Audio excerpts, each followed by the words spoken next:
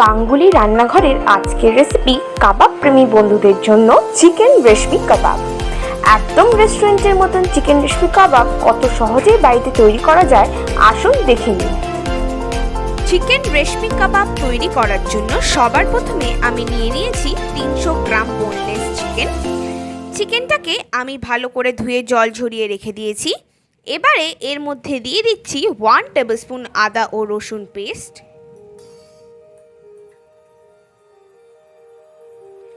1 tablespoon Hang card অর্থাৎ জল ঝরানো টক দই,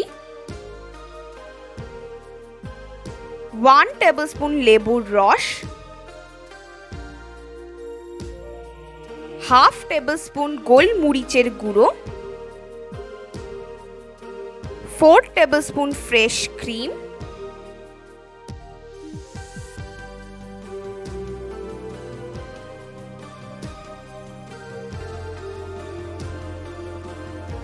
একটা কিউব চিজ আমি গ্রেট করে নেব,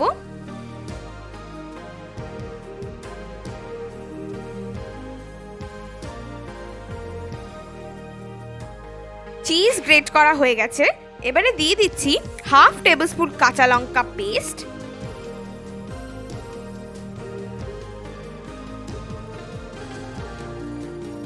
হাফ টেবিলস্পুন কর্নফ্লাওয়ার,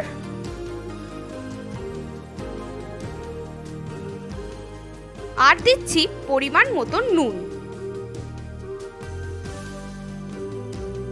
এবারে এই সব কিছু ভালো করে ম্যারিনেট করে 2 ঘন্টার জন্য রেখে দেব।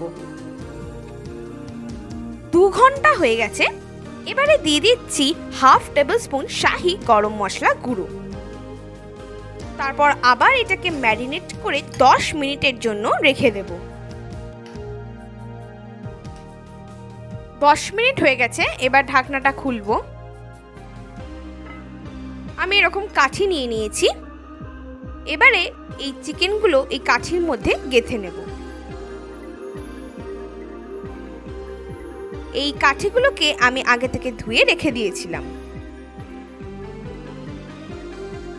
এই কাঠিগুলো স্পেন্সার্স বা যে কোনো অনলাইন প্ল্যাটফর্মে ইজিলি পেয়ে যাবেন।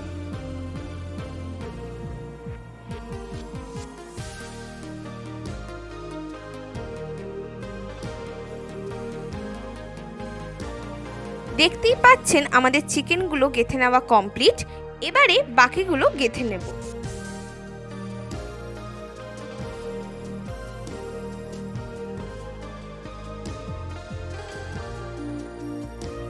সব চিকেনগুলো গেঁথে নেওয়া হয়ে গেছে। এবারে চলুন নেক্সট স্টেপের দিকে এগোনো যাক। এবারে একটা প্যানে আমি বাটার ব্রাশ করে নেব। বাটারের বদলে আপনারা সাদা তেলও ব্যবহার করতে পারেন।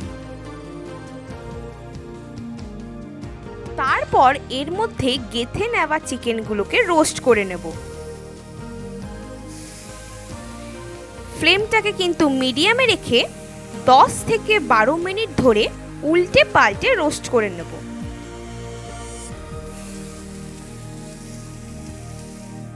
একটু ওপর থেকে বাটার ছড়িয়ে দেব। এগুলোকে আবার উল্টে রোস্ট করে নেব।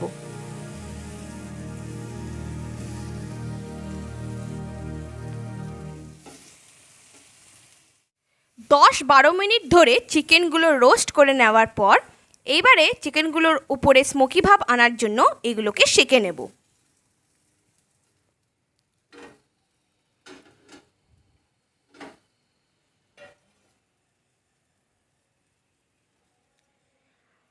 আমাদের রেশমি কাবাব একদম রেডি। এবারে চলুন এটাকে গরম গরম পরিবেশন করা যাক। তৈরি হয়ে গেছে আমাদের আজকের রেসিপি চিকেন রেশমি কাবাব। এইটা আপনারা অবশ্যই বাড়িতে ট্রাই করবেন এবং আমাকে কমেন্ট বক্সে কমেন্ট করে জানাবেন কেমন লাগলো। ধন্যবাদ।